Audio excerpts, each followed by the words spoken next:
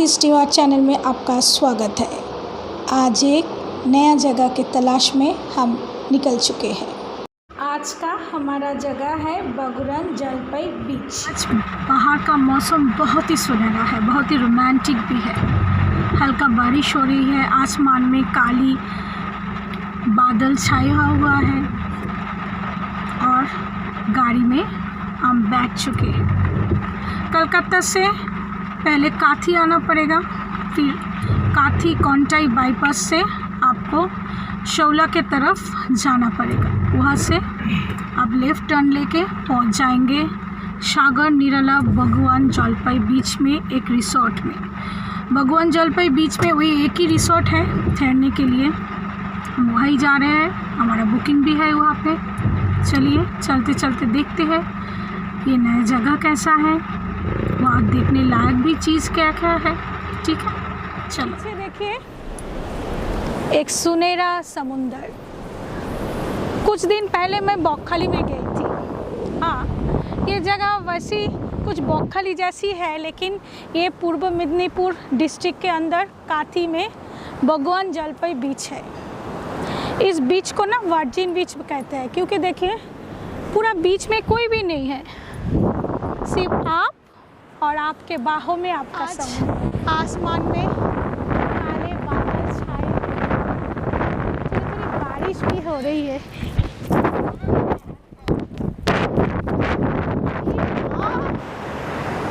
थोड़ी देर पहले बारिश हुई थी, अब थोड़ा बारिश रुक गई। पहले बहुत बारिश हुई थी और मैं बारिश में पूरी तरह भीगी हुई हूँ। बारिश का मौसम है, आसमान पूरी तरह काले बादलों से घिरा हुआ है। ये नज़ारा बहुत ही खूबसूरत है। ज़्यादातर लोग समुंदर में ठंडी के मौसम में आते हैं, लेकिन मैं बोलूँगी जिसको बारिश पसंद है, भीगना पसंद है, वो इस बारिश के मौसम में आना और इस बारिश की देखो, इस भीगी हुई शाम में कितनी सुकून है। इस जगह बहुत ही सुंदर है, क्योंकि यहाँ पे उतना भीड़ नहीं है। जैसे लगातार दीघा, मंदारमनी, उदयपुर बीच में बहुत लोगों का भीड़ होता है, यहाँ पे वैसे भीड़ नहीं है। आप और आपका समुंदर, बोल सकते हैं आपका बाहों में आपका समुंदर। बहुत ही खूबसूरत शाम है ये, आना ज़रूर। कैसे आएंगे तो मैं मेरे डिस्क्रिप्शन में पूरी तरह बता ही दूँगी, फिर भी बोल रही हूँ। जो अपने कार में आना चाहते हैं, सीधा कलकत्ता से आप काथी आ जाए, काथी से GPS ऑन करके बगुआन जलपई बीच। यहाँ पे एक ही ठहरने की जगह है, सागर निराला। बहुत ही खूबसूरत होटल है, AC नॉन AC का पैकेज है। मैं थोड़ा बता देती हूँ, डिटेल्स आपको डिस्क्रिप्शन में मिल ही जाएगा। Non AC 1350, fooding and lodging per person per day, and AC 1700। इतने कम रुपया में आप बहुत सुंदर दिन बिता सकते हैं। और ये समुंदर की हवा, ये काले बादल और इस समुंदर की लहरें, इसके साथ आप और आपकी तन्हाई।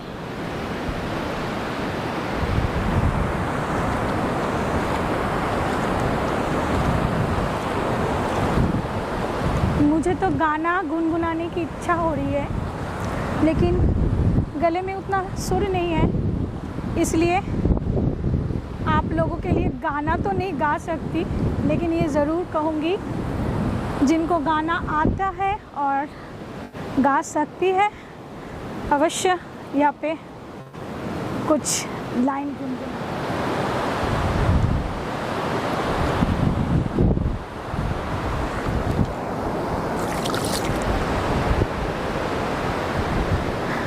अब समुंदर थोड़ा दूर जा चुका है। 6:30 बजे के करीबन समुंदर और भी करीब चला जाता है। समुंदर की लहरें, ये समुंदर की हवा, ये काले बादल और रोमांटिक फीलिंग्स हो रही है मुझे। आप यहाँ पे अकेले आ सकते हैं, बहुत सारे दोस्तों के साथ आ सकते हैं, अपने परिवार वालों के साथ आ सकते हैं। बारिश में भीगना बहुत पसंद था। मम्मी बहुत डांटती थी, घर में आ जाओ, बारिश में भीगोगे बीमार पड़ जाओगी। सुनती नहीं थी, इसीलिए आप रोकने वाला तो कोई है ही नहीं, इसलिए आज मन भर के भीग चुकी है। देखो देखो, एक आशी समुंदर के गोद में जा रहा है। चलिए आज मैं आपको एक इंसान से मिलाती हूँ। ये है मिस्टर शुभ्रांशु हजरा। ये रिलेशन में मेरा एक भाई है। ये एक बेहतरीन फ़ोटोग्राफ़र कम वीडियोग्राफ़र भी है। मेरे सारे वीडियोस जो आप देखते हो सभी इन्हीं की बदौलत बनता है। मेरे पीछे का हर काम यही बढ़िया से संभालते हैं और हर दम मुझे गाइड करता रहता है। लेकिन इनका एक और भी नशा है, इनका हीरो बनने का बहुत शौक़ है। देखो देखो देखो, हजरा बन गया अक्षय कुमार। देखो देखो मेरा भाई कितना प्यारा लग रहा है। वो आ रहा है मेरा भाई। हजरा जी को जब भी मौका मिलता है समुंदर के सामने बाहें फैलाकर शाहरुख खान भी बन जाते हैं। देखो मेरे वीडियो के बीच बीच में जब भी उसको मौका मिला समुंदर के सामने बाहें फैलाकर एकदम हजरा बन गए शाहरुख खान। ये बहुत बढ़िया डांस भी करते हैं। रुको देखो देखो, अभी इसका भांगड़ा शुरू होगा। 1 2 3 हजरा करेगा, अभी भांगड़ा चालू होगा। अभी अभी इसका भांगड़ा भी चालू हो गया। देखो कितना अच्छी तरह ये डांस करता है। जब भी मैं पीछे से इसका वीडियो लेती हूँ एकदम मिल्खा सिंह बन के मेरे कैमरे का तरफ दौड़ा चला आता है।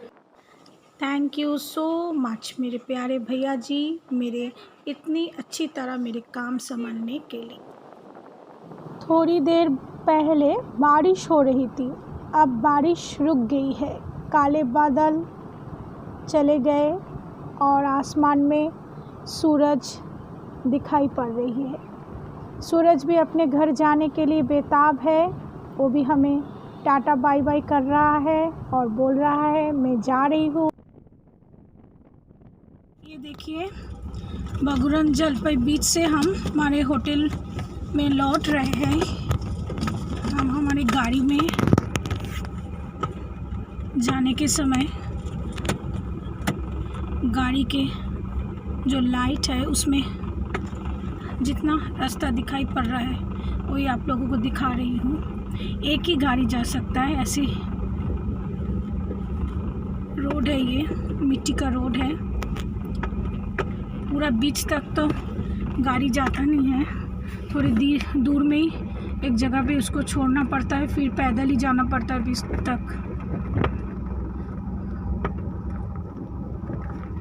इस बगुरन जलपई बीच के बीच से 10 मिनट के दूरी पे एक ही ठहरने की जगह है, होटल सागर निरालय। हम बीच से अब वहीं पे लौट रहे हैं। ये पूरा रास्ता आपको दिखा रहा है। पूरा अब करीबन शाम के 7:30 बज चुके हैं। चारों ओर अंधेरा है, कोई स्ट्रीट लाइट भी नहीं है। इस आगे देखिए होटल का लॉज का गेट दिखाई पड़ रहा है, ये उसका नाम है। हमने थोड़ा गाड़ी रोक दिया आपको दिखाने के लिए, सागर निरालय। चल अंदर चल, हम उसके अंदर घुस रहे। देखिए ये रात का नज़ारा इस लॉज का। ये सामने जो दिखाई पड़ रहा है ये ऑफिस है और आसपास जो कॉटेज है ये थोड़ी जगह जगह पे बैठने के लिए जगह बनाई गया है। वहाँ पे झूला है।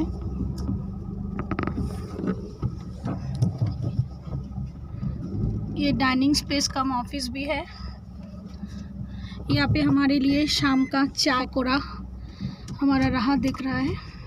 कब हम आए और उनको हमारी नरम नरम हथेली पे लेके अपने पेट पे उनको जगा दे। तो चलिए पकौड़ा खाने के लिए हम जाते हैं। अभी चलो, खिला तो नहीं सकूँगी। आओ चैनल में एक भीगी हुई सुबह में आपका स्वागत है। कल शाम को दिखाए थे कि हम इस सागर निराला रिसोर्ट में रुके हुए हैं। वो उधर एंट्रेंस था, तब रात के समय था, लाइट ज़्यादा नहीं थी, आपको दिखा नहीं पाया। कितना बड़ा ग्राउंड है उनका, फुल कार पार्किंग कर सकते हैं। वो गेट से लेके यहाँ एंट्रेंस है। ये देखिए, मैं इस एंट्रेंस से होके उनके ऑफिस की तरफ जा रही हूँ।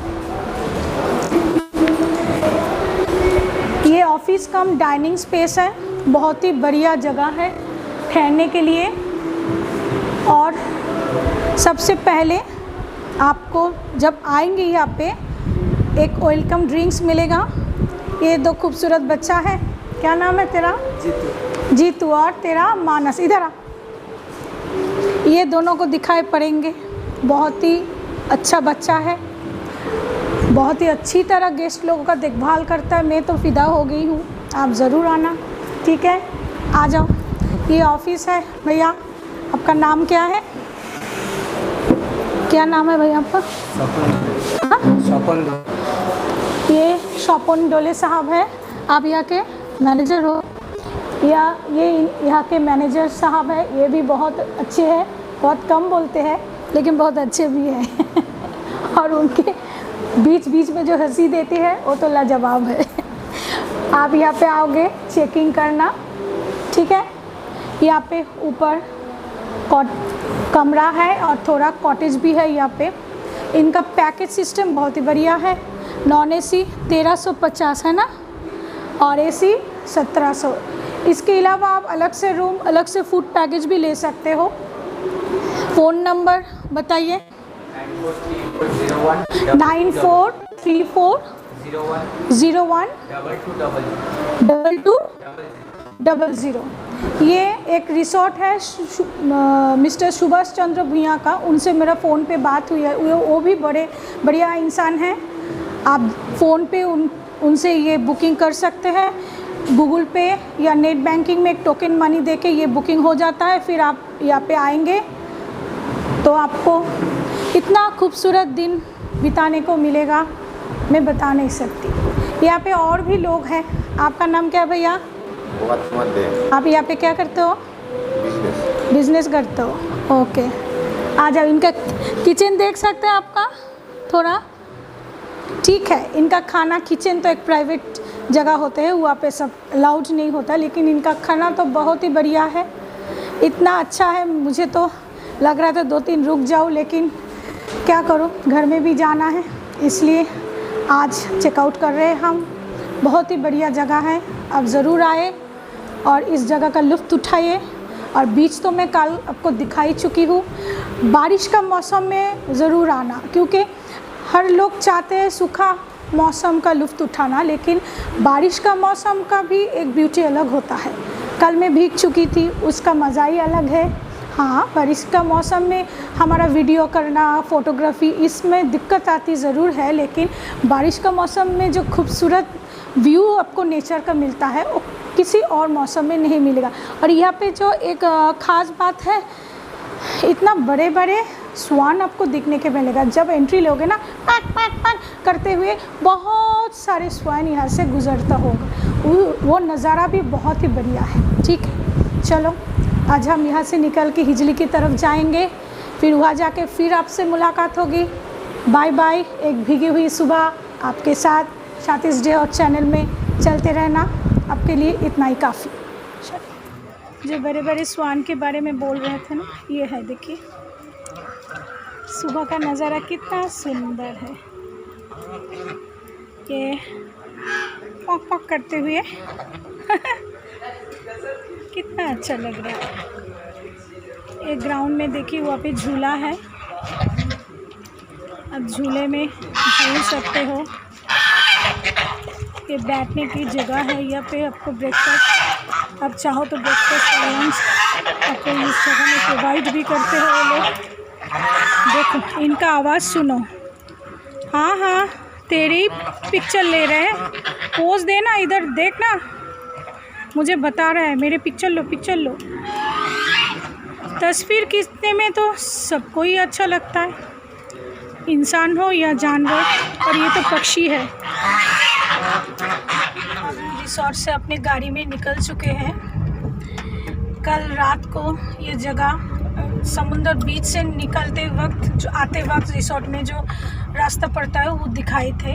और ये रास्ता हम रिसोर्ट से निकल के पेटुआ घाट के तरफ जा रहे हैं। पहले हम कपालकुंडला के मंदिर में जाएंगे, फिर लाइट हाउस, फिर वहाँ से पेटुआ घाट होके फैसल पढ़ करके हिजली में खिचड़ी ये कवर करने जाएंगे। ये रास्ता आप देखिए, ये थोड़ा बीच का, थोड़ा मिट्टी का ऐसा आधा आधा रास्ता है, बहुत चौड़ा भी नहीं है। एक ही टाइम पे एक ही गाड़ी जा सकता है, 5 से 1 बाइक करीबन गुजर सकता है। इस रास्ते के आसपास का नज़रिया भी बहुत ही बढ़िया है। हालांकि आप हर टूरिस्ट स्पॉट में विंटर के टाइम पे जाते होंगे, लेकिन मैं सजेस्ट करूँगी, क्योंकि बरसात मुझे बहुत पसंद है, इसीलिए आप लोग बरसात के मौसम में समुंदर, नदी, इन सब जगह पे जाया करो। हम आगे बढ़ रहे हैं। ये देखिए, ये मिदनापुर डिस्ट्रिक्ट में जब कोई बाढ़ आती है और अर्थक्वेक होता है, तब सबको रेस्क्यू करके यहाँ पे लाया जाता है। ऐसे ऐसे बड़े बड़े इमारत यहाँ पे बनी हुई है, क्योंकि समुंदर बीच के जो तट विभाग है वहाँ पे बारिश के मौसम में तूफान, जैसे थोड़ी दिन पहले आम्फान आया था, या तो पूरा एकदम बर्बाद हो गया था, तब इस समुंदर तट पे जो आम आदमी रहते हैं उनको रेस्क्यू करके इन बिल्डिंगों में लाया जाता है। ये देखिए, ये मछली पकड़ने वाले सुबह सुबह निकल पड़े अपने जाल लेके। ये ट्रॉलर में समुंदर में जाएंगे मछली। जो नैरो रोड था उससे हम निकल के ये चौड़े रास्ते पे आ चुके हैं। ये सीधा हमारे अगले डेस्टिनेशन तक हमको लेके जाएगा। इस साइड में देखो आप, एक समुंदर के पानी खाड़ियों के ज़रिए एक छोटी सी नदी बन चुकी है। यहाँ पे बहुत बढ़िया व्यू है। अरे यार, कुछ ना मिले तो क्या हुआ, बारिश के मौसम में आप ये सुंदर सी वादियाँ, खूबसूरत नज़ारे, और क्या चाहिए। अब पास में प्यार करने वाले हो तो बहुत ही बढ़िया है, ना हो तो भी गम नहीं, क्योंकि ये जो खूबसूरत नज़ारे हैं इनसे ही आपका प्यार हो जाएगा।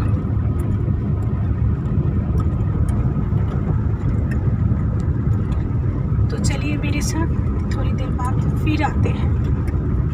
हम बागुरन जलपई बीच के रिसोर्ट से निकल के कपालकुंडला के मंदिर जाने वाले थे। देखिए वहाँ पे पार्किंग में है।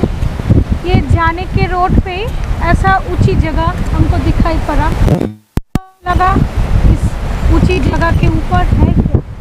फिर जब हम ऊपर आए तो देखो कितनी सुंदर नज़ारा है, मैं शब्दों में बयान नहीं कर सकती।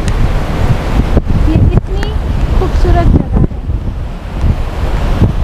ये बागुरन जलपई से पेटुआ घाट के तरफ जाने जाने वाले रास्ते पे मिलेगा आपको। आइए नीचे उतर के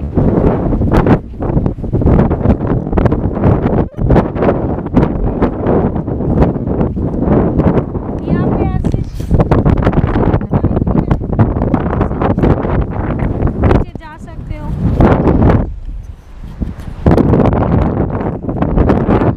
इतना हवा है कि मेरा माइक भी गिर गया।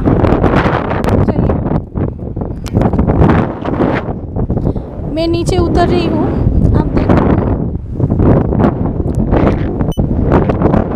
थोड़ा सावधानी से, क्योंकि पानी थोड़ा है।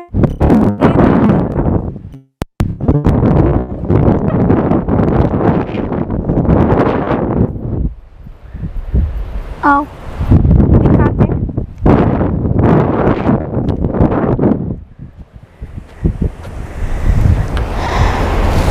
इतनी जोर के हवा बह रही है कि मैं बात तक नहीं कर सकती। ऐसे एक्चुअली मैं पतला होती तो उड़ी जाती, इतना हूँ नहीं, इसलिए अभी तक खड़ी हुई हूँ। आओ नीचे तक जाते हैं।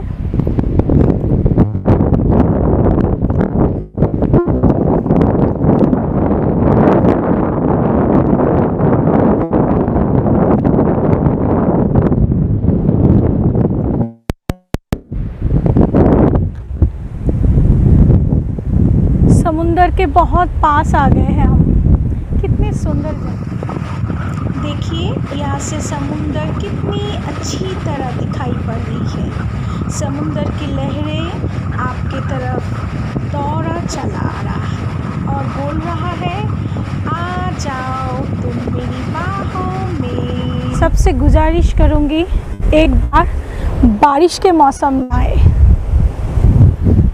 बारिश के मौसम का खूबसूरती एकदम अलग है। इस समय जो नेचर अपने आप को इतनी अच्छी तरह सजाती है, क्या कहूँ आपको। इन सुंदर नेचर का लुत्फ़ उठाइए। आसमान में काले बादल, पेड़ हवा के झोंके के वजह से एक दूसरे को ऊपर गिर के प्यार बरसा रहा है। चलो नीचे चलते हैं। थोड़ी सावधानी यहाँ पे बरते क्योंकि ये बहुत स्लिपरी जगह है।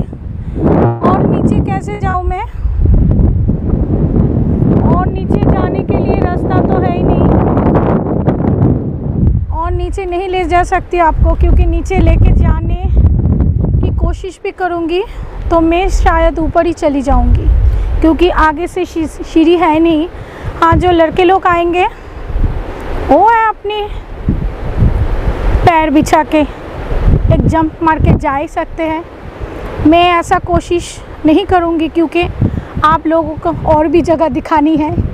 यहाँ पे जंप मारने की कोशिश करूँगी तो सीधा अस्पताल पहुँच जाऊँगी। और जो दिख रहा है ना, ये सब मछली पकड़ने वाला बोट है। अब बारिश हो रही है, वेदर भी अच्छी नहीं है, इसलिए ये बोट आज मछली पकड़ने के लिए समुंदर में गया नहीं। ऐसे बीच में ही उनको बांध के रखा है। इतनी सुंदर हवा, आप और आपकी समुंदर। एक बात कहना चाहूँगी, फिर से बोलूँगी, आना यहाँ पे ज़रूर, और बारिश के मौसम में। मैं वीडियो करने वाली हूँ इसलिए भीग नहीं रही हूँ। जो ऐसे घूमने के लिए आएंगे ज़रूर इस बारिश में भीगना।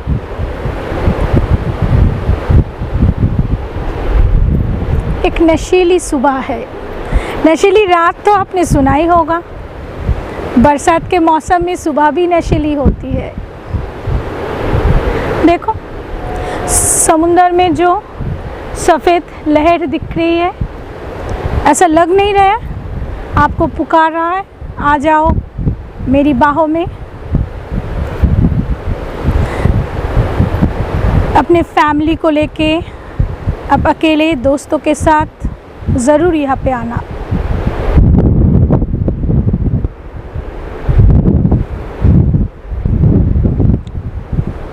जो सोलो ट्रैवलर्स हैं ना, उनके लिए भी ये जगह बहुत ही बढ़िया है, क्योंकि आप समुंदर और आपकी तन्हाई, ये कॉम्बिनेशन भी बहुत ही अलग है। इसका फीलिंग भी बहुत ही बढ़िया है। आसमान की तरफ दिखाया, आप लोग ऊपर आसमान की तरफ देखिए, पूरी काले बादलों से छाया हुआ है। अब बारिश शुरू हो गई, मैं गाड़ी में जाने वाली हूँ, क्योंकि आप भीग गई तो बाद का डेस्टिनेशन अब तक पहुँचा नहीं पाऊँगी। आपको और भी कुछ दिखाना है।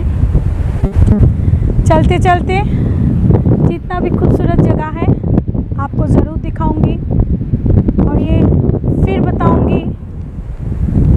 आप यहाँ पे बारिश के मौसम में ज़रूर आना। ओके, चलिए दोस्तों, ये है बंगाल के साहित्य सम्राट श्री बंकिम चंद्र चट्टोपाध्याय के उपन्यास की वही मशहूर कपालकुंडला मंदिर, और उसके अंदर काली माँ की मूर्ति प्रतिष्ठित है। ये है माँ कपालकुंडला, सबकी आराध्य देवी। ये उनकी असली रूप, और ऊपर काली माता की मूर्त।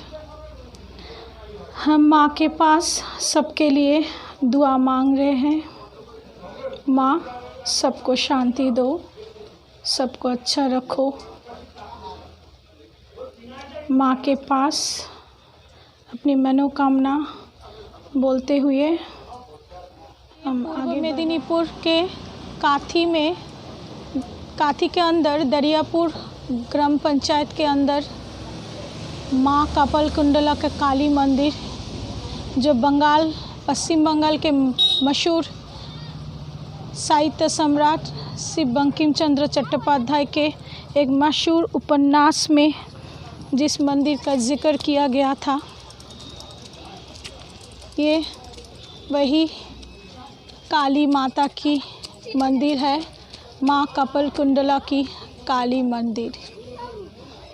ये देखिए, एकदम मेन रोड के ऊपर ही आप भगवान जलपई से दरियापुर होके पेटुआ घाट जाने वाले जो रास्ता मिलेगा, सीधा उस रास्ते में ही दरियापुर में एकदम देखिए, ये रास्ते के पास में ये मंदिर है। आप लोग जब भगवान जलपई से पेटुआ घाट के तरफ जाएंगे हिजली जाने के लिए, तब इस मंदिर का दर्शन ज़रूर करना, काली माता का आशीर्वाद लेना। ये मंदिर पुनर्स्थापित किया गया था। असल में साहित्य सम्राट श्री बंकिम चंद्र चट्टोपाध्याय के उपन्यास में जो कपालकुंडला की असली मंदिर का जिक्र किया गया था, उस मंदिर तब के समय पे इस जगह पे स्थापित था, जो अब मैं आपको दिखा रही हूँ। अब इस जगह पे मंदिर तो है नहीं, लेकिन बंगाल के मशहूर साहित्य सम्राट श्री बंकिम चंद्र चट्टोपाध्याय जी की एक मूर्ति यहाँ पे स्थापित की गई है। देखिए, यहाँ पे लिखा है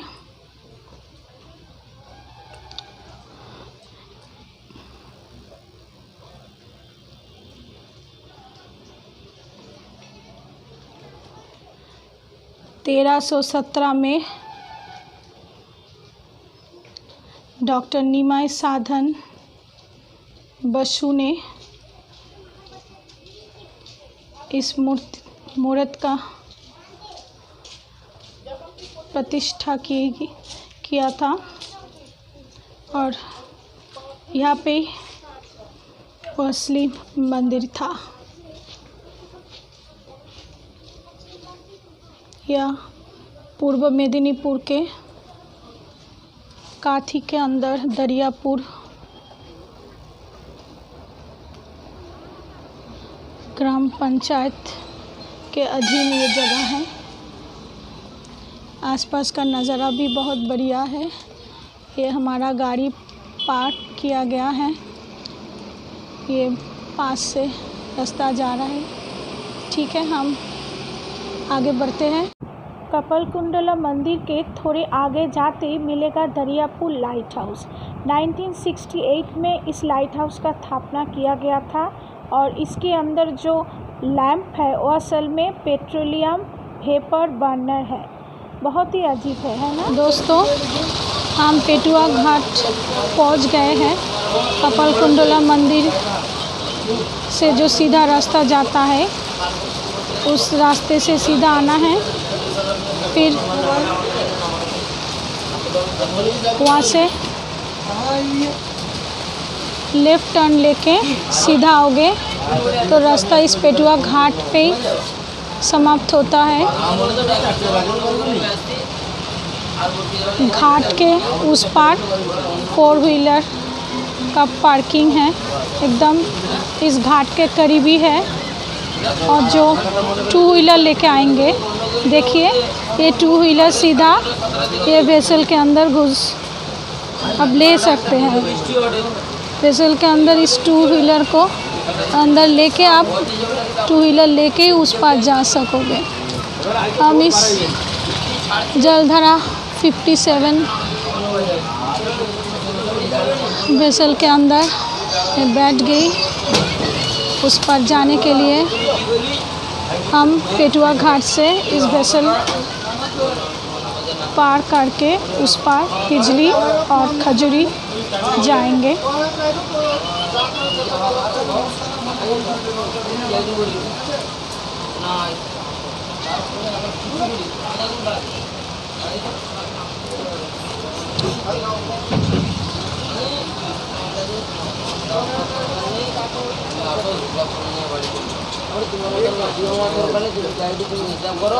पेटुआ घाट में हम वेसल में चढ़ गई हूँ। ये वेसल मुझे उस पार लेके जाएगी। उस पार ही है हिजली शरीफ मसलंदे आला के मज़ार, जो हिजली शरीफ के नाम पे मशहूर है।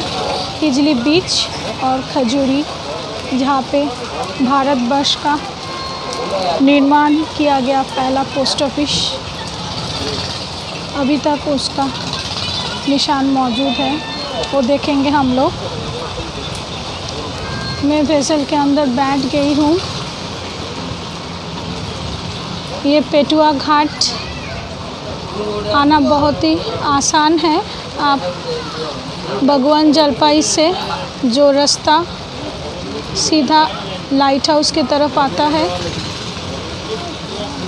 कपालकुंडला मंदिर लाइट हाउस होके सीधा आना, वहाँ से लेफ़्ट टर्न लेके रास्ता जहाँ पे ख़त्म हुआ है वही पेटुआ घाट है।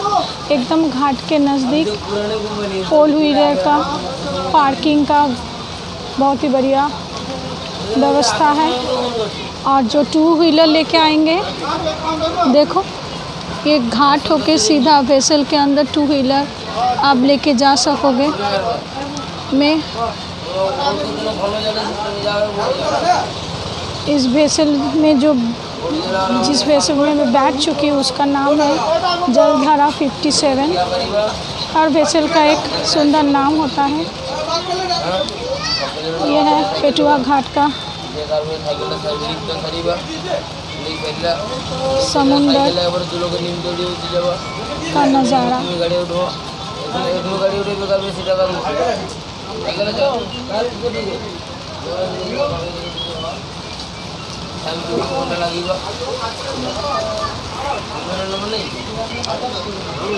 आप ये टूर पूरी एक ही बार में कर सकते हैं या 2 बार में कर सकते हैं। जो सिर्फ कलकत्ता से आके भगवान जलपई कपालकुंडला मंदिर लाइट हाउस देख के वापस जाना चाहता है वो भी आप जा सकते हैं। और जो वहाँ पे भगवान जलपई में रुक के एक दिन इस पेटुआ घाट में आके वेसल के ज़रिए उस पार जाके हिजली शरीफ मस्तादे अल्लाह की जो मशहूर शरीफ है, पीर बाबा के मज़ार पे अपनी मनोकामना पूरी के लिए दुआ करना और उसकी बहुत ही करीब खेजूरी में भारतवर्ष का स्थापित हुआ सबसे पहला पोस्ट ऑफिस है, उसका थोड़ी बहुत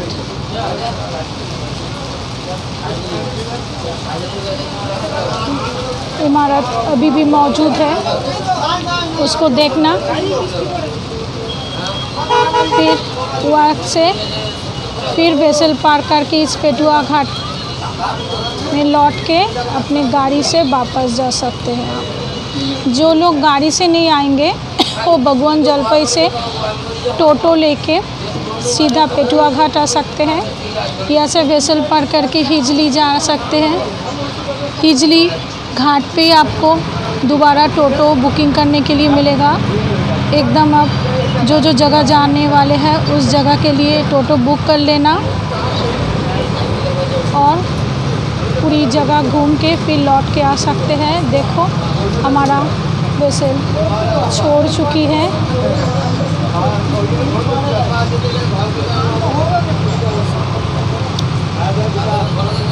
वेसल हिजली की घाट के तरफ आगे बढ़ रही है। बहुत ही बढ़िया नज़ारा है।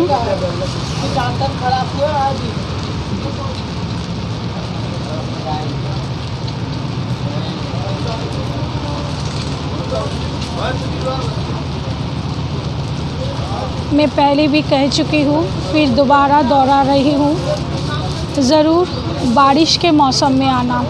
हाँ, थोड़ा बहुत दिक्कत तो होगी, मुझे भी हो रही है क्योंकि मुझे वीडियो करना है। आप लोग भी जब घूमने के लिए आओगे फ़ोटो खींचना तो सबको अच्छा लगता है, फिर भी मैं कहूँगी बारिश के मौसम में आना। कपड़े थोड़े गंदे होंगे, थोड़े भीग जाओगे, लेकिन जो नज़ारा आपको देखने के लिए मिलेगा उसका लुत्फ़ उठाना है तो अवश्य बारिश के मौसम में आना। देखो ये हल्की सी बारिश की बूंदें, ये पानी, ये बरसते हुए बारिश, ये भीगा हुआ मौसम, एक रोमांटिक फीलिंग्स ला रहा है। और पानी के लहरों के साथ आप वेसल के ऊपर जो ऐसे पंछियों के तरह उड़ने का फीलिंग्स हो रहा है ना, एक बार ऊपर एक बार नीचे, समुंदर के लहरों के फील करते हुए हम उस पार जा रहे हैं। वो घाट दिख रहा है ना, वही है हिजली घाट। थोड़ी टाइम पे हम वहाँ पे पहुँच जाएंगे। वेसल में बैठी हुई हूँ, ऊपर शेड है, फिर भी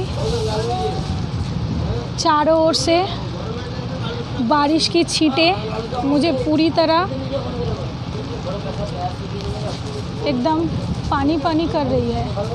पूरी भीग चुकी हूँ। आप लोग सोच रहे होंगे बारिश में आने के लिए बोल रही हूँ, पूरी भीग जाऊँगी तो मज़ा क्या आएगा। पूरी भीग जाओगे उसी का तो मज़ा लेना है, इसीलिए बोल रही हूँ अवश्य बारिश की मौसम में आना।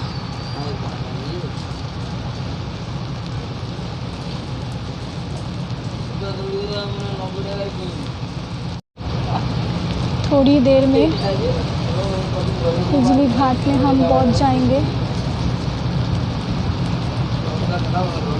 इस समुंदर में चलती हुई दृश्य जो आप देख रहे हैं,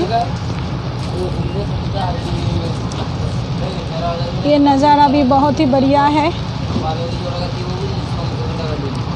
ये सामने जो घाट दिख रहा है, भैया यही घाट है ना हिजली का? ये हिजली घाट है ना? ये सामने जो घाट दिख रहा है वही हिजली घाट है। अब हमें उतरना है, ठीक है? उतर के फिर आपसे बात करें। हम हिजली की तरफ आ चुके हैं। पेटुआ घाट से वेसल में जो चढ़े थे, यहाँ से एक ऑटो बुक किया है। भैया थोड़ा रुकना, अपना नाम बताओ, कैमरा की तरफ अपने मुंह करो। क्या नाम? इसका नाम सत्यजीत मंडल है। अपना मोबाइल नंबर बताओ। 75 बोलो। 0 155 2 2971। आप यहाँ पे आके इस सत्यजीत भैया के फ़ोन नंबर पे फ़ोन करके इनका ऑटो बुक कर सकते हैं। अगर ये नहीं मिला तो दूसरा बहुत सारे ऑटो टोटो भी है।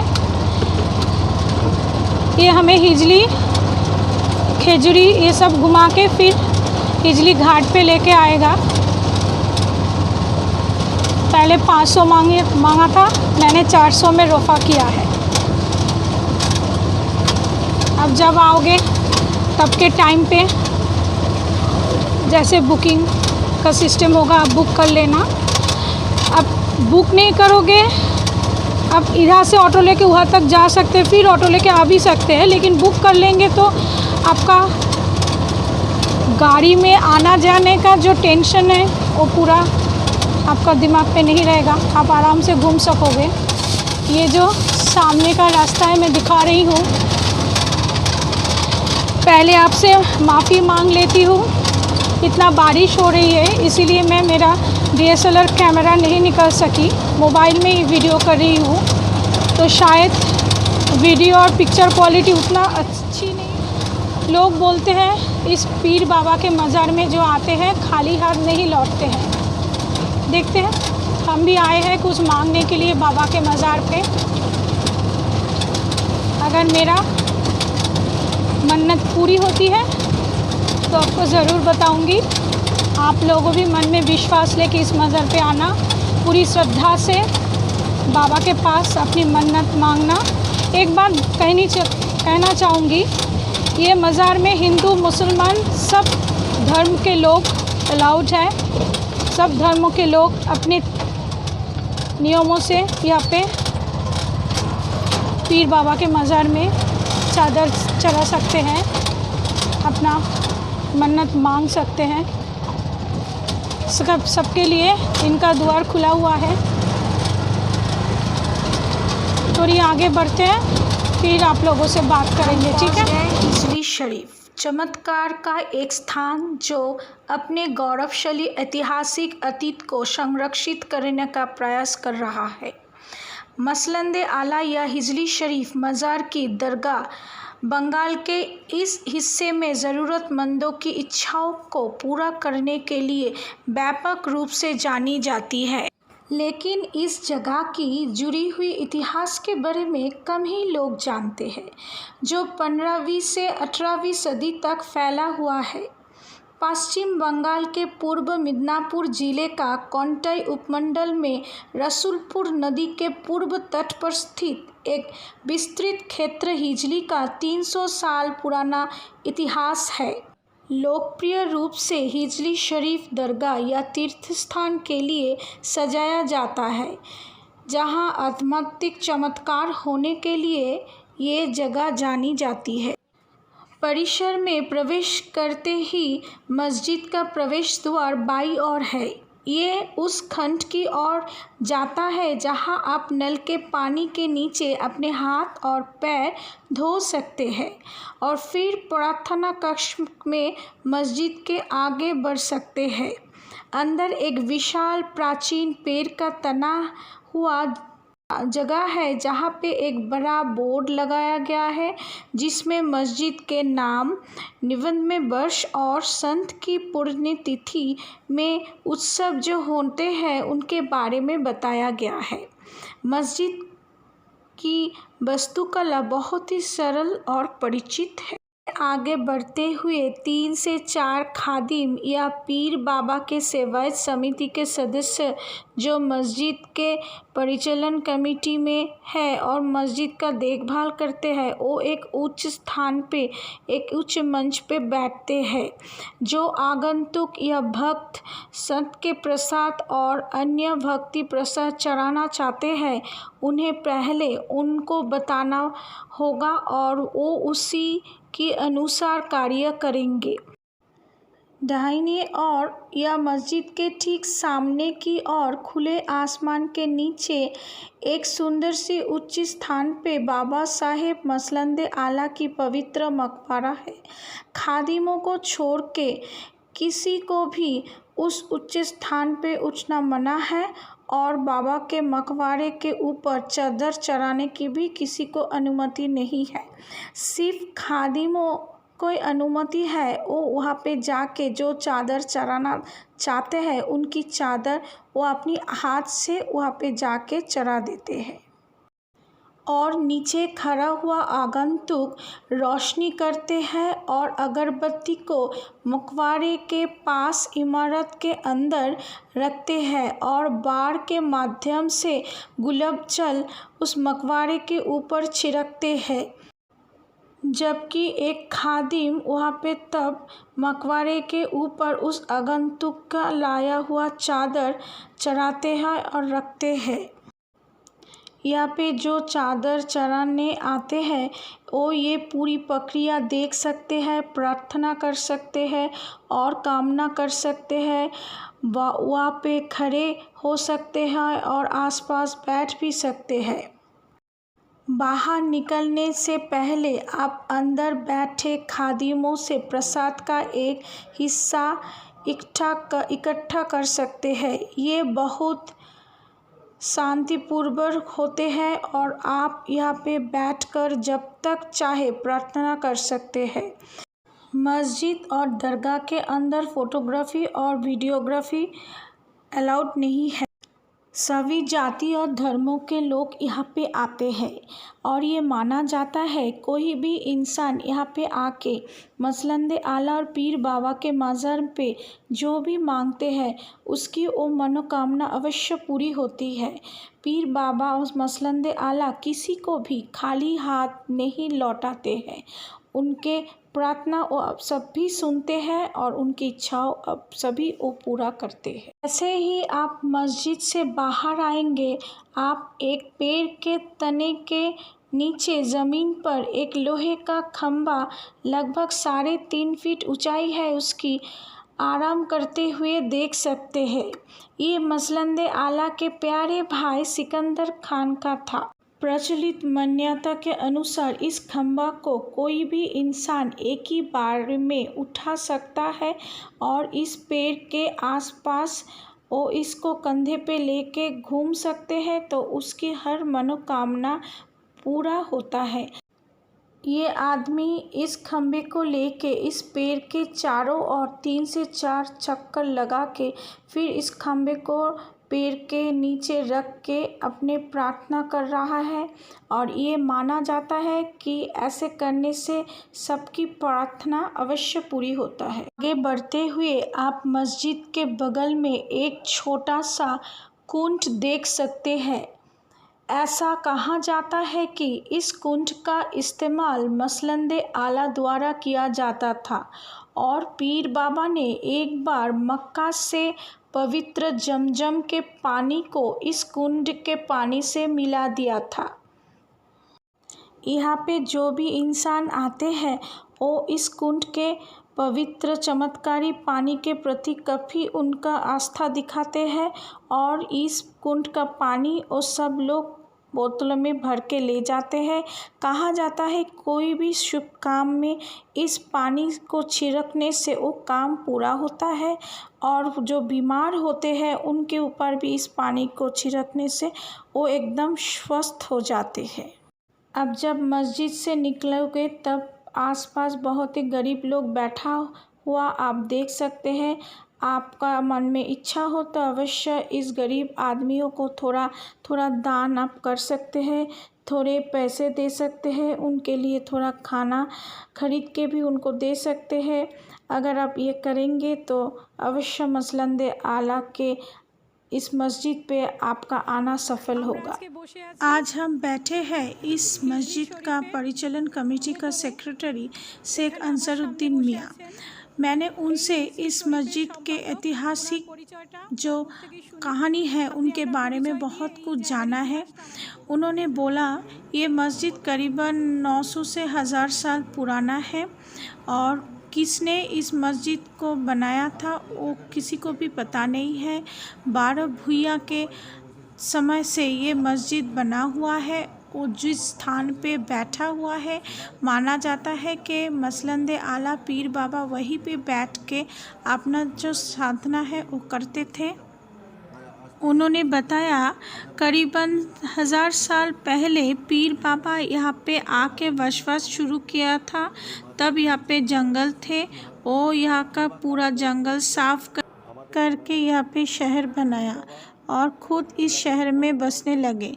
वो इस शहर में जमींदारी करते थे और यहाँ पे बाज़ार बैठता था। तब इस बाज़ार में बहुत सारे लोग आते थे।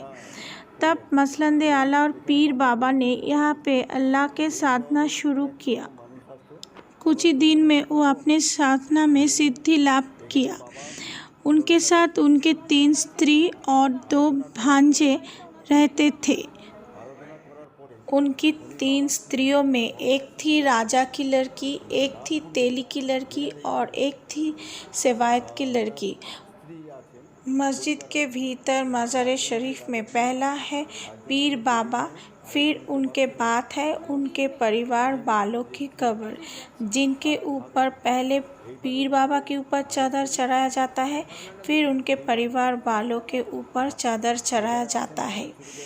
ये देखा गया है कि ये मस्जिद पे हिंदू मुस्लिम कोई भी जाति धर्म के मनुष्य यहाँ पे आ सकते हैं और बाबा के पास अपने मनोकामना रख सकते हैं। ये माना जाता है कि पीर बाबा के पास आके कोई भी इंसान जो भी मांगता है अवश्य पूरी होता है। पीर बाबा किसी को भी खाली हाथ नहीं लौटाते हैं। जो इंसान जो मांगते हैं वो कभी भी दूसरों को नहीं बताना चाहिए, तो उसकी इच्छा पूरी नहीं होता है। समुंदर में ट्रॉलर में जो लोग मछली पकड़ने के लिए जाते हैं, वो लोग अपनी यात्रा शुरू करने से पहले इस मज़ार पे आते हैं और मसलंद आला के सामने अपना प्रार्थना करते हैं। ये माना जाता है कि कोई भी मछली पकड़ने वाला अगर अपनी यात्रा शुरू करने से पहले बाबा के दरबार में आके प्रार्थना करके जाता है तो अवश्य अपने घर पे सुरक्षित लौटते हैं। उन्होंने मुझे पीर बाबा के बारे में एक चमत्कारी कहानी सुनाई। इनके परदादा के समय पे एक बार सुना जाता है कि एक बार बड़ा बाढ़ आया था गांव में। पूरा गांव पानी के तले में चला गया था, लेकिन गांव के सभी इंसान तब इस मस्जिद में आके आश्रय लिया था। लेकिन मस्जिद के अंदर एक बूंद पानी भी नहीं आया था। ये चमत्कार कैसे हुआ जानते हैं आप? उस समय समुंदर में एक जहाज और बुआ था जो कि सार्च लाइट हुआ करता है, जो ट्रॉलर को लाइट दिखाता है। वो जहाज़ उस तूफान में मस्जिद के जो कुंड है उसमें आके गिरा था और तभी आसमान से एक आवाज़ आया, रुक जा रुक जा रुक जा, और सब कुछ ठीक हो गया और शांत हो गया। ये कहानी सुन के एकदम हमारी रोंगटे खड़े हो गई। उन्होंने मसलंद आला के बारे में और एक चमत्कारी बात बताया। इस मस्जिद के बाहर पेड़ के नीचे जो लोहे के दंड रखा गया है वो असल में बाबा के लाठी हुआ करते थे। वो उस लाठी से तब के समय पे भेड़ बकरी चराते थे। ये माना जाता है कि कोई भी इंसान आके वो अगर लाठी उठा लेते हैं और उसको लेके पेड़ के 3-4 चक्कर काट सकते हैं और ये करके वो उस दंड को फिर वहाँ पे रख के जो भी मांगता है वो अवश्य पूरी होता है। उन्होंने और एक बात बताया हमको कि इस मस्जिद का परिचालन का काम बहुत ही बढ़िया तरह चलता है। उन्होंने कभी भी सरकारी सहायता नहीं लिया। हालांकि सरकार इस मस्जिद को सहायता करना चाहते थे, लेकिन उन्होंने सरकारी सहायता के बदले में आम आदमी इस मस्जिद के लिए जो सहायता करता है उस सहायता से इस मस्जिद का काम चलाते हैं। आम आदमी हर वक्त इस मस्जिद के डेवलपमेंट के लिए इस मस्जिद के साथ खड़े होते हैं और आम आदमी से जो फंड इस मस्जिद इकट्ठा करते हैं उन्हीं फंडों से इस मस्जिद का डेवलपमेंट और काम चलता है। तो मैं आप सबसे गुजारिश करूंगी, आप जब इस मसलंद आला के दर्शन के लिए इस मज़ार में जाएंगे तो अवश्य इस मस्जिद के डेवलपमेंट के लिए कुछ दान करें। मैं जितनी देर इस मस्जिद के अंदर थी ये खादिमदार और सेवायतों ने मेरा बहुत ही सहायता किया। पहले मैंने मज़ार पे मसलंद आला के उद्देश्य में अपना पूजा निवेदन किया, उनके ऊपर चादर चढ़ाया। फिर हम इनसे स्पेशल परमिशन लिए फ़ोटोग्राफ़ी और वीडियो के लिए, क्योंकि असल में मस्जिद के अंदर वीडियोग्राफी और फ़ोटोग्राफी अलाउड नहीं है। फिर भी मेरी बहुत रिक्वेस्ट करने से इन लोगों ने वो स्पेशल परमिशन मुझे दिया। तो मैं आप लोगों के सामने इस मस्जिद के पूरे कहानी, उनके भीतर का पूरा चित्र आपके सामने ला सकी। इनके लिए मैं इन खादिमदारों के पास बहुत शुक्रिया गुज़ार रहूँगी। और एक बात आपको अवश्य बताना चाहूँगी, आप जब भी इस मज़ार में आएंगे अवश्य इस मज़ार के डेवलपमेंट के लिए कुछ दान करना, क्योंकि आम आदमियों के दान से ये मस्जिद का काम चलता है। आप दीघा, उदयपुर, मंदारमनी बहुत जगह जाते हैं, लेकिन आपको बहुत सारे लोगों को मालूम ही है नहीं, पूर्व मेदिनीपुर में इस हिजली शरीफ एक सुंदर समुद्र तट है, एक सुंदर मज़ार है जो आप एक दिन के लिए यहाँ पे घूमने आ सकते हैं। पीर बाबा के पास अपने मनोकामना रख सकते हैं, या पे चादर चढ़ा के पूजा देकर अपना एक सुंदर दिन शुरुआत कर सकते हैं।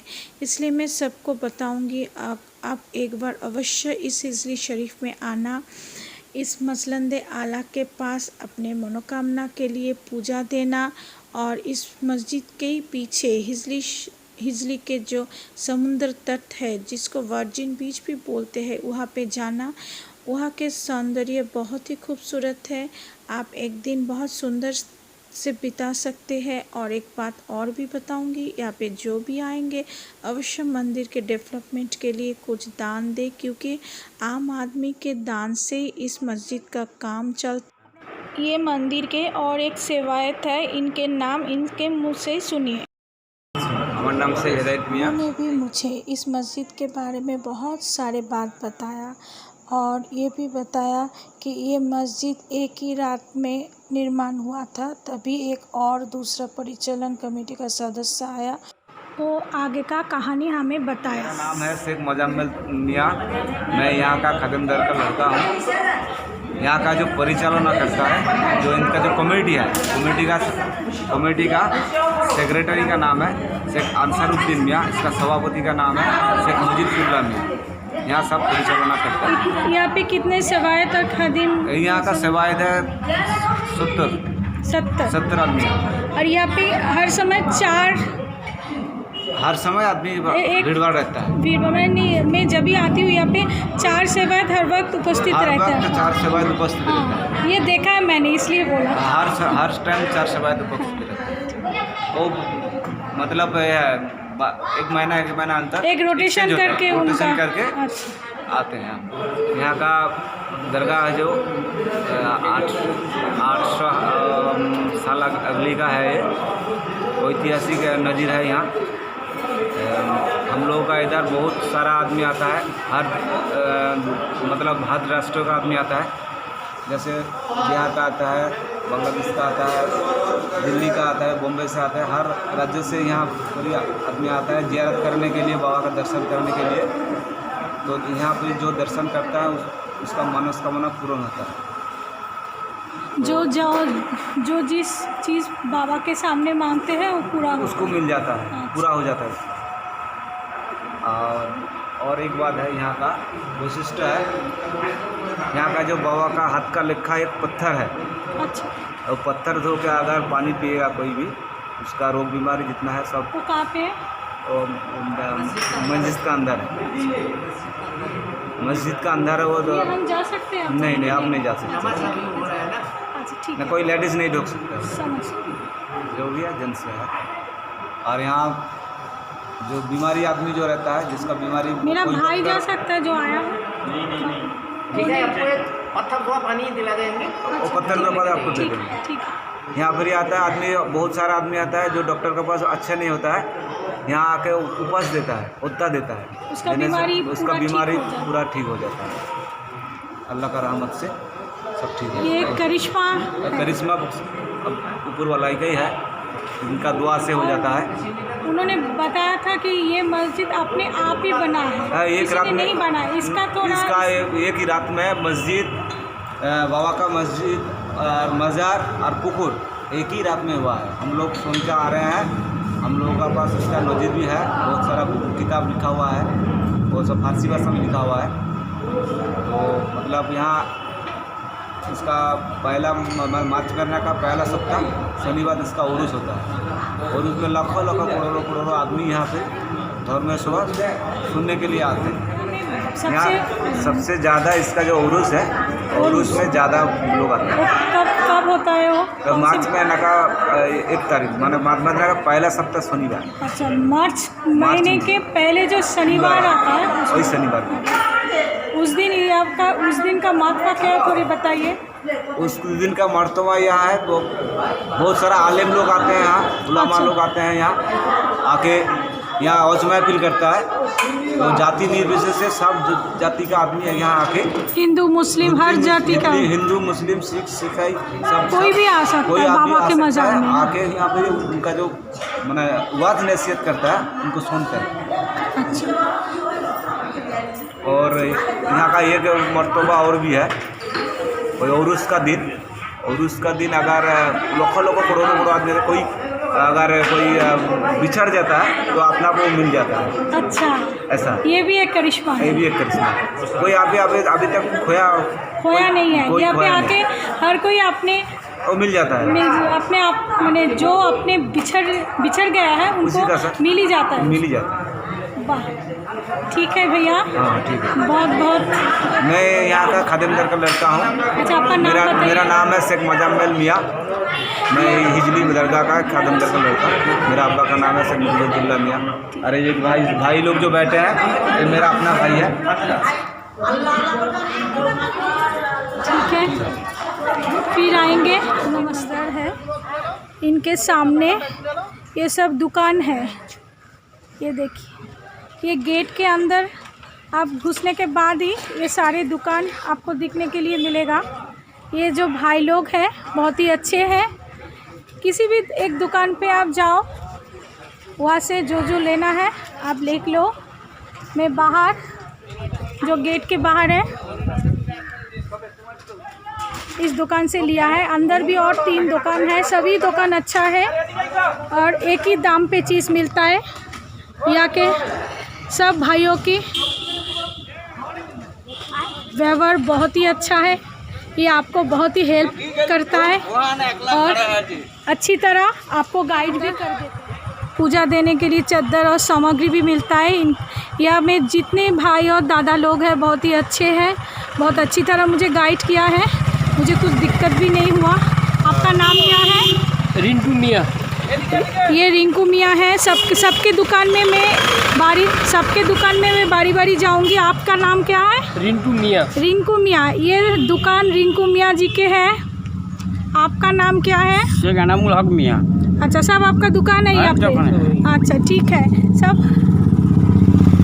आप लोग अपना हाथ हिला दीजिए, ठीक है। फिर मिलेंगे भैया। और हम धीरे धीरे दूसरे दुकान पे भी जा रहे हैं, तो जाओ। ये सामने है। नाम बोलो। आपका नाम क्या है? शेख कबीरुद्दीन मियाँ। ये है शेख कबीरुद्दीन मियाँ भैया, ये भी बहुत अच्छा है। ये भी इनका दुकान है बगल में। और मैं जिस दुकान से चीज़ लिया हूँ ये है वो भैया। आपका नाम बताइए। हमारा नाम आलोक पाल। इनका नाम आलोक पाल है।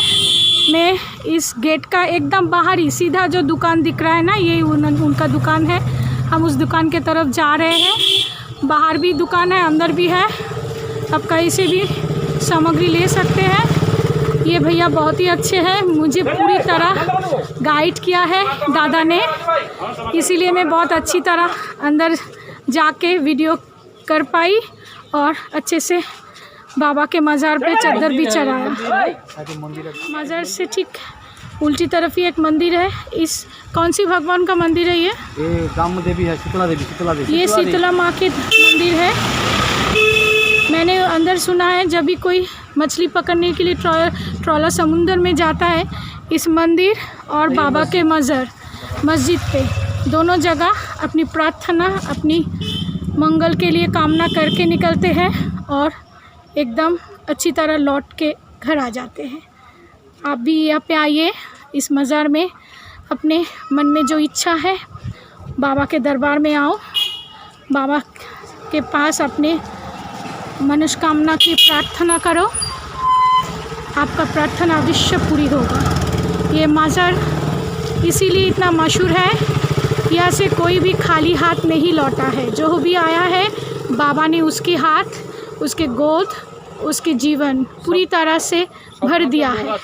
यहाँ पे किसी एक धर्म का नहीं, ये मुसलमान, हिंदू, सिख, ईसाई, क्रिश्चियन, कोई भी धर्म का मनुष्य यहाँ पे आ सकता है। बाबा के ऊपर चादर चढ़ सकता है, बाबा के सामने अपना प्रार्थना कर सकता है। यहाँ से गाड़ी छोड़ता है कलकत्ता हिजली, कलकत्ता फाटक से आने से, यहाँ से हावड़ा से हिजली गाड़ी छोड़ता है, फाटक से हिजली छोड़ता है। यहाँ पर एक हर साल में एक चैत्र महीना में, जो महीना फरवरी मार्च का पहले हफ्ता में तारीख में एक जलसा होता है। बहुत बड़ा जलसा है। उसका वो जलसा का नाम क्या है? यही मज़ार का नाम से, हज़रत ताजखान मसनदी आला का मज़ार का नाम से एक जलसा होता है। उस समय क्या होता है? यात्री आते हैं यहाँ, बहुत पुण्यर्थी यहाँ पे आते हैं। बहुत पुण्यर्थी इधर आते हैं। अच्छा। और सुबह में तबारुक देना पड़ता है उस जलसा के बाद में।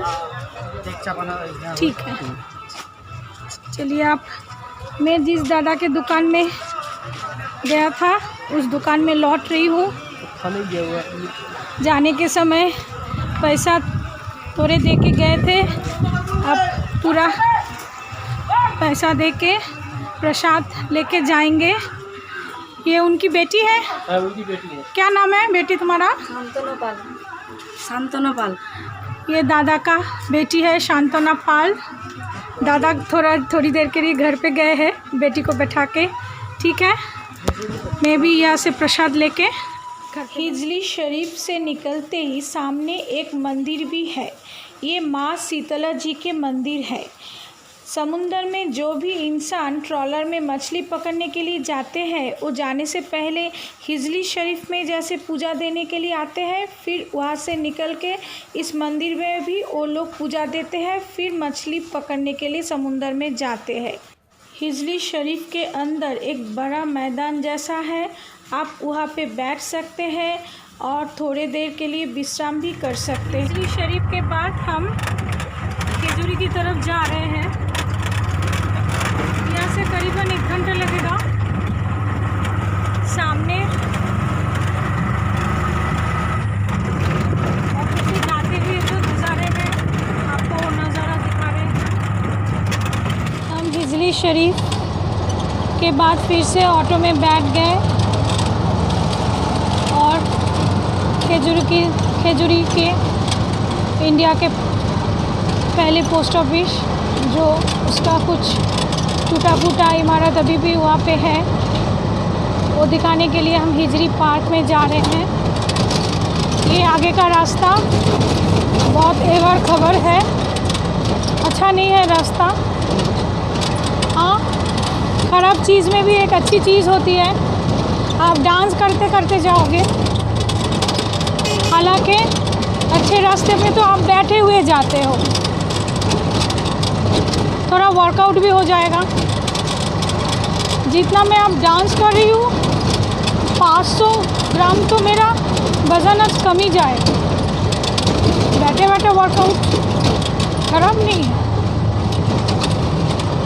थोड़ा डांस भी हो जाएगा। देखो, मैं डांस नहीं कर रही हूँ, ये रास्ता मुझे डांस करवा रहा है। क्या आप जानते हैं भारत का पहला डाकघर पूर्व मिदनापुर के खजूरी में स्थापित किया गया था? जी हाँ, वही खजूरी जो कभी राजनीतिक विवाद की हड्डी बन गई थी। बहुत पहले 1850 में ये दृश्य कुछ अलग था। भारत तब ब्रिटिश शासन के अधीन था और कंटई मतलब काथी उपमंडल के तहत खजूरी एक समुद्र बंदरगाह शहर था। बगल की खाड़ियों के मुहाने पर अपनी राजनीतिक स्थिति और नौगम्यता के सुविधा के कारण खजूरी हिजली क्षेत्र ने डच, पुर्तगाली और अंग्रेज़ों को सहित यूरोपीय व्यापारियों को बहुत आकर्षित किया। आपकी समय पर खजूरी एक विश्राम स्थल के रूप में विकसित हुआ और विदेशी नाविकों के लिए एक बैठक स्थल के रूप में भी विकसित हुआ। ऐसे स्थान के रूप में भी विकसित हुआ जहां लोग अपने स्वास्थ्य की भरपाई करने के लिए आते थे। ब्रिटिश भारत की पहली टेलीग्राफ लाइन भी देश में खजूरी डाकघर से ही शुरू किया गया था। ये जानकारी 1907 में इंपीरियल गजेट ऑफ इंडिया में प्रकाशित हुई थी। कलकत्ता, खजूरी और डायमंड हार्बर को जोड़ने वाली पहली आधिकारिक टेलीग्राफ लाइन अक्टूबर 1851 में खुली। व्यापार के लिए भारत आने वाले पहले पुर्तगाली थे। उनके बाद अन्य यूरोपीय व्यापारियों का भी आगमन हुआ इस खजूरी में। अंत में अंग्रेज पहुँचे। वो देश के विभिन्न भागों में विशेष रूप से तटीय क्षेत्र में बस गए। इस विदेशी व्यापारियों ने व्यापार केंद्र के अधिग्रहण पर युद्ध लड़े और खजूरी हिजली को पहली बार पुर्तगाली ने हथिया लिया, जिन्होंने 1514 में इस क्षेत्र में अपनी कॉलोनी स्थापित कर दिया। उन्होंने एक सदी से भी अधिक समय तक खजूरी बंदरगाह में अपना कारोबार किया। बाद में वो पराजित हो गए और अंग्रेज़ों द्वारा भगा दिया गए, जिन्होंने बंदरगाह शहर पर अपना कब्जा कर लिया। इस बीच मुगल सम्राट ने ब्रिटिश व्यापारियों को हिजली नदी के किनारे व्यापार करने से रोक दिया। 1663 के आसपास उन्होंने हिजली में शरण ली और वहीं बस गए। ब्रिटिश बसने वालों ने खजूरी में बंदरगाह का और भी विकास किया और जल्द ही यहाँ पे व्यापार फूल फल गया। लेकिन पराजित पुर्तगाली व्यापारियों ने समुद्र लुटेरों के सहारा लिया और उस क्षेत्र में एक खतरा पैदा कर दिया। पुर्तगाली समुद्री लुटेरों को भगाने के लिए ब्रिटिश ट्रेडिंग कंपनी ने खजूरी में सैनिकों को तैनात किया। अंत में 1687 में हिजली को ब्रिटिश सैनिकों ने पकड़ लिया। कलकत्ता तक बस रहा था और तब तक उसके पास कोई बंदरगाह नहीं था। समुद्र में जाने वाले बड़े जहाज़ पास के समुद्र में लंगर गिराते थे और सामान लोड और अनलोड करते थे। खजूरी में अस्थायी बंदरगाह के स्थापना के साथ एक एजेंट का घर आया और 1772 में कंपनी ने पत्राचार और सूचना के लिए यहाँ पे डाकघर की स्थापना किया। ब्रिटिश भारत की पहली टेलीग्राफ लाइन भी देश में खजूरी डाकघर से शुरू की गई थी। ये जानकारी 1907 में इंपीरियल गजेट ऑफ इंडिया में प्रकाशित हुई थी। कलकत्ता, खजूरी और डायमंड हार्बर को जोड़ने वाली पहली आधिकारिक टेलीग्राफ लाइन अक्टूबर 1851 में खोली गई थी। टेलीग्राफ एक दूरदर्शी आविष्कारक जो डॉक्टर विलियम ओ शॉगनेसी के दिमाग से उत्पन्न हुई थी और उन्होंने इसे संरक्षित कर लिया। ओ शॉगनेसी मेडिकल कॉलेज कलकत्ता में रसायन विज्ञान में प्रोफेसर थे। वो 1833 में ईस्ट इंडिया कंपनी में 24 वर्षीय सहायक सर्जन के रूप में भारत आए। प्रारंभ में डॉक्टर ओ शॉगनेस ने खजूरी और कुकरहती को जोड़ने के लिए 82 मील की दूरी पर सोमाफोर टेलीग्राफ डिवाइस का इस्तेमाल किया। बाद में इस प्रणाली को मोर्स कोड पद्धति में बदल दिया गया। कुछ साल बाद 5 अक्टूबर 1864 को खजूरी पर एक भयानक चक्रवात आया। चक्रवात ने कलकत्ता तक शहर, बंदरगाह और आसपास के क्षेत्र को बर्बाद कर दिया। डाकघर जमीन पर धराशायी हो गया और पोस्टमास्टर और उनकी पत्नी और बेटा बह गए। चक्रवात ने इस क्षेत्र में 6000 लोगों की जान ले ली और 160 से अधिक जहाज़ों को नष्ट कर दिया। क्योंकि ये अपने साथ उच्च पानी के निशान से लगभग 25 से 30 फीट ऊपर पानी की लहर लेके आया था। बंदरगाह शहर कभी भी तबाही से उभर ही नहीं पाया। उस चक्रवात के बाद ये पोस्ट ऑफिस पूरी तरह नष्ट हो गया। अब जो आप देख रहे हैं ये उस समय से कुछ टूटा फूटा इमारत इसका बचा हुआ था। वही इमारत लेके ये इतिहास का साक्षी बन के अब तक खड़ा हुआ है। आज हम यहाँ पे आए हैं और आपको पूरा ये पोस्ट ऑफिस जितना भी इसका इमारत बचा कुचा है आपको दिखा रहे हैं। आप देखिए ये करीबन अभी भी इसका कुछ ध्वंसावशेष अभी भी दिखाने लायक है। उस समय ये बाढ़ कितना भयानक था इसका आपका अवस्था देख के आप कुछ अंदाज़ा लगा सकते हैं। यहाँ पे अब कोई आता भी नहीं है। आसपास के लोग यहाँ पे भूत रहते हैं ऐसे कहते हैं। और इस पुराने पोस्ट ऑफिस में आना भी कभी कभी लोग मना करते हैं, लेकिन हम आए हैं आपको दिखाने के लिए। ये पोस्ट ऑफिस एक इतिहास का साक्षी बनकर अभी भी खड़ा हुआ है। हम कैमरे लेके इसके ऊपर तक जा रहे हैं। इसका सीढ़ी और कुछ कमरा कुछ दीवारें अभी भी दिखाना लायक है, वही आपको दिखा रहे हैं। आप ज़रूर कभी खजूरी आए तो ये पुराना पोस्ट ऑफिस में ज़रूर। खजूरी से लौटने के समय हम हिजली के समुंदर तट पे आए।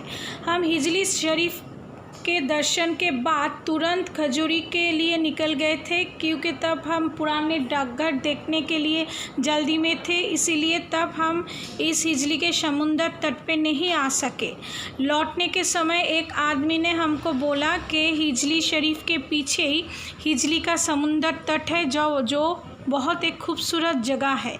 उसको वर्जिन बीच भी लोग बोलते हैं, क्योंकि यहाँ पे खूब कम लोगों ने अपनी पैर के निशान छोड़ा है। इसीलिए हमने भी हिजली शरीफ के पीछे इस हिजली समुंदर तट को देखने के लिए आ गए। सच में ये बहुत ही खूबसूरत जगह है। चलिए हम ये तट आपको पूरा घूम के दिखाते हैं। भारतीय इमली के पेड़ों की घनी वृद्धि से घिरे इस कुमारी समुद्र तट पर आप घूम सकते हैं। उसकी छाँव में बैठकर घंटों बिता सकते हैं। लहरों में चलता हुआ जहाज़ों और नाव को गिने और अपने आप ही घड़ी को देखना आप भूल जाओगे। आप यहाँ पे घुड़सवारी भी कर सकते हैं, आउटडोर गेम खेल सकते हैं, क्योंकि समुद्र के तट पे बहुत ही खुला जगह है। यहाँ तक कुछ स्थानीय जंक फूड का स्वाद भी आप ले सकते हैं। हालांकि गर्द जमा होने के कारण आप उच्चवार की घंटों को छोड़ के समुद्र का पानी बहुत ही दूर चला जाता है और सामने खुली मैदान छोड़ जाता है। पिकनिक और सामुदायिक लंच के लिए ये स्थान स्थानीय लोगों के बीच बहुत ही लोकप्रिय है। यदि आप एक बड़ा या छोटे ग्रुप के साथ आना चाहते हैं तो ये कुछ वास्तविक ही मज़ा होगा, क्योंकि आप दीघा और उदयपुर जैसे अन्य समुद्र तट क्षेत्र की तरह परेशान भीड़ की उपस्थिति के बिना यहाँ पे आनंद ले सकते हैं। विशाल क्षेत्र को देखते हुए आप आसानी से अपने लिए एक जगह चुन सकते हैं, चाहे वह समुद्र तट पर या विशाल खुले मैदान में। आपको तैयार भोजन ले जाने की भी आवश्यकता नहीं है, क्योंकि यहाँ आप किराए पे सब कुछ ले सकते हैं और जो आपको खाना बनाने के लिए आवश्यक चीज़ें चाहिए वो यहाँ पे बहुत ही आसानी से कम पैसा में प्राप्त कर सकते हैं। और ये आसपास के जो स्थानीय लोग हैं आपको पिकनिक के लिए खाना बनाने में भी बहुत सहायता करेंगे। हम हमारे इस टूर को बगुरन जलपई दे के शुरू किया था। आप चाहे तो पहले खजूरी हिजली होके फिर यहाँ से समुंदर के उस पार जाके आप बगुरन, दीघा, ताजपुर ये दूसरे जो समुद्र तट है उसका सैर कर सकते हैं। जो गाड़ी लेके आना चाहते हैं वो सीधा खजूरी और हिजली भी आ सकते हैं। तब आपको गाड़ी को यहाँ पे छोड़ना पड़ेगा और फिर वेसल पार करके पेटुआ घाट में जाना पड़ेगा। वहाँ से फिर कोई गाड़ी और टोटो बुक करके आपको बगुरन जलपई बीच जाना पड़ेगा। आप ऐसा भी कर सकते हो। और हमने जैसे किया था, पहले बगुरन जलपई गए थे, वहाँ पे स्टे किया था, फिर वहाँ से हम वहाँ पे पेटुआ घाट में अपना गाड़ी को छोड़ के वेसल पार करके हिजली की तरफ आए और यहाँ से हिजली शरीफ और खजूरी की दर्शन किया। आप दोनों तरह से आ सकते हो। जो खजूरी और हिजली आगे आना चाहते हैं वो सीधा आप काथी से खजूरी और हिजली की तरफ भी आ सकते हैं, और जो बगुरन पहले जाना चाहते हैं तो वो भी जा सकते हैं। हिजली में ठहरने के लिए कोई अच्छा होटल नहीं है, फिर भी मैंने देखा हिजली शरीफ के आसपास एक गेस्ट हाउस और लॉज जैसा है, आप वहाँ पे रुक सकते हैं। बात कर रही थी आप लोगों से, तब मेरा कोलीग सुमित, दुलाल दा, सुदीप पेड़ पे चढ़ के पूरा बंदर बन गए। देखो दुलाल दा क्या कर रहा है पेड़ पे चढ़ के। हिजली की घाट पे दुलाल दा, सुदीप और देवदुलाल बैठा हुआ है। मिडिल में है सुदीप, वो बहुत ही अच्छा गाना गाता है। आज हमने उसको रिक्वेस्ट किया हमको एक गाना सुनाना ही पड़ेगा, तो उसने समुंदर में अपना पैर डुबा के एक गाना शुरू किया। सुनिए उसका गाना।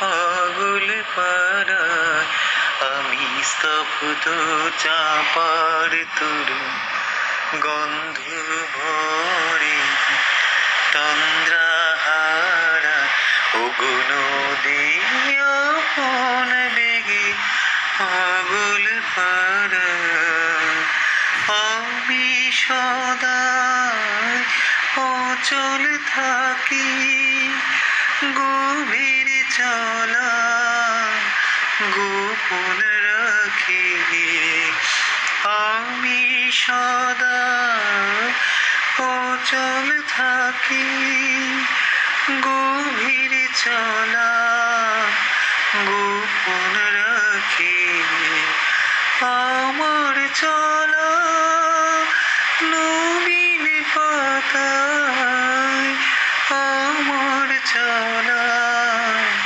ফুলের ধারাও নদিয়া কোন বেগে পাগল পারা ওগো নদী চলার বেগে পাগল পারা পথে পথে বাহির হই আপন হারা ওগো নদী চলার বেগে পাগল পারা পথে পথে বাহির হই আপন হারা আমার চলা যায় না বলা আলোর পানে প্রাণীর চলা আকাশ বোঝে আনন্দতা বোঝে নিঃশ্বাস নীরব তারায় নদিয়া কোন বেগে পাগল পারায় আমি স্তব্ধ চাপার তোর গন্ধ হারা তন্দ্রা ভারায় নদিয়া কোন বেগে পাগল পারায় নদিয়া কোন বেগে পাগল পারায় আমি স্তব্ধ চাপা। सुदीप के गाने के बाद हम फिर से हिजली समुंदर के तरफ गए। वहाँ पे दुलाल दा, सुमित दा और सुदीप ने बहुत सारे झिनुक इकट्ठा किया। हम बहुत मस्ती किया, समुंदर के पानी में एकदम उछल कूद करने लगे। फिर धीरे धीरे शाम ढल गई। देखो सूरज भी अपने घर जाने के लिए बेताब है। आसमान में फिर से काला बादल छाया हुआ है, शायद फिर से बारिश होने वाली है। हमें भी अब लौटने का समय हो गया है। सूरज बादलों के साथ आँख मिचौली खेल रहा है, कभी बोल रहा है देखो मैं यहाँ पे हूँ, कभी बोल रहा है चलो चलती हूँ। सूरज भी जाने वाला है, हमको भी जाना है। फिर एक बार हम समुंदर तट पर थोड़ा आगे बढ़े। समुंदर अब काफ़ी दूर जा चुका है और गर्द जमा होने के कारण सामने वीरान समुद्र तट दिख रहा है। आसपास झाऊ के पेड़, इमली के पेड़। समुद्र तट पे देखिए कोई भी नहीं है, इसीलिए इसको वर्जिन बीच भी बोलते हैं। मैं, मेरा 2-3 कोलीग, यही 2-3-4 हम समुद्र तट पे अब है। मेरा कैमरा का भी पैकअप करने का समय हो गया। मेरा भाई कैमरा पैकअप करने में व्यस्त है। मैं कुछ देर के लिए फिर से समुंदर की तरफ जा रही हूँ। जाने से पहले हिजली शरीफ की समुंदर को फिर से महसूस करना चाहती हूँ। बहुत ही प्यारा जगह है। इतना वीरान, इतना सुनसान समुद्र तट मैंने कभी देखा ही नहीं। असल में जब भी दिखा, उदयपुर, जौनपुर गई, बहुत सारे लोगों का भीड़ वहाँ पे पाया। अकेले आओगे तो आपको अच्छा नहीं लगेगा, इसलिए हिजली में आना चाहते हैं तो एक झुंड में आइए, एक ग्रुप में आइए, दोस्तों के साथ आइए, क्योंकि यहाँ पे सिर्फ आप ही लोग रहेंगे और कोई होगा ही नहीं। आप एकांत में एकदम अपने ग्रुप के साथ बहुत मस्ती कर सकते हैं। और वो दूर जो पेड़ का झाड़ दिख रहा है, हमारा कोलीग लोग तो सब वहाँ पे जाके पेड़ पे चढ़ के बहुत मस्ती किया था। और दूर 2 जहाज जा रहे हैं, देखिए। ऐसे समुद्र तट पे बैठे बैठे आप जहाज़ों को देख सकते हैं, पता भी नहीं चलेगा समय क्या हुआ है। मुझे तो जाने की इच्छा हो ही नहीं रहा, लेकिन क्या करूं, जाना तो पड़ेगा। समुंदर को दिल में लेके हम आगे बढ़ते हैं। आसमान फिर से काले बादलों से छाया हुआ है। दूर मेरा भाई समुंदर से मुलाकात करने के लिए चला गया है, क्योंकि पूरा टाइम तो कैमरा को लेकर व्यस्त था। हम जैसे घूम सके वो तो घूम भी नहीं सका, उसको तो कैमरा को लेके मुझे शूट करने में व्यस्त था, इसीलिए अब थोड़ा उसको समय मिला, वो भी चल पड़ा समुंदर के सामने। बगुवन जलपई में जैसे ठहरने के लिए एक अच्छा रिसोर्ट था, सागर निरालय, वैसे हिजली में ठहरने के लिए उतना अच्छा कुछ है तो नहीं, लेकिन हिजली शरीफ के पीछे 1-2 लॉज है, आप देख सकते हो। उतना अच्छा सुविधा आपको कैसा मिलेगा मुझे मालूम नहीं, क्योंकि मैं तो वहाँ पे ठहरा नहीं, लेकिन 1-2 जैसे घर जैसा है, उसमें अपने रहने लायक लॉज जैसा मैंने देखा है। तो जो रहना चाहते हैं हिजली शरीफ में 1-2 ऑप्शन है, लेकिन उतनी अच्छी नहीं होगी, इसलिए मैं कहूँगी बगुवन जलपई में आप रुक।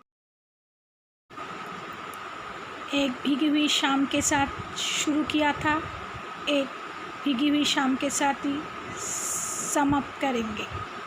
अगर शातीज डे आउट चैनल आपको पसंद आया या आपको पसंद आई, इस वीडियो में मैंने जो दिखाया वो आपको पसंद आया, तो शातीज डे आउट चैनल को लाइक करना, कमेंट करना, सब्सक्राइब करना तो कभी नहीं भूलना। सब्सक्राइब करने के बाद पास में जो बेल बटन है उसको दबाना। अगर वो अब दबा दोगे तो अगले मैं जितना भी वीडियो करूँगी वो अपने आप नोटिफिकेशन तरह आपके मोबाइल में पहुंच जाएगा और आप देख सकोगे। फिर आप चाहो ऐसे सुंदर और कितने टूरिस्ट प्लेस पश्चिम बंगाल के आसपास है। आप जान पाओगे, आप जा सकोगे। तो ठीक है, एक भीगी हुई शाम के साथ आपसे विदा लेते हैं। Good bye. पीछे जो दिखाई पड़ रही है हिजली समुंदर के बीच, उसे भी अलविदा कहना है मुझे। दोस्तों फिर मिलेंगे, आज के लिए इतना ही। ओके, टाटा।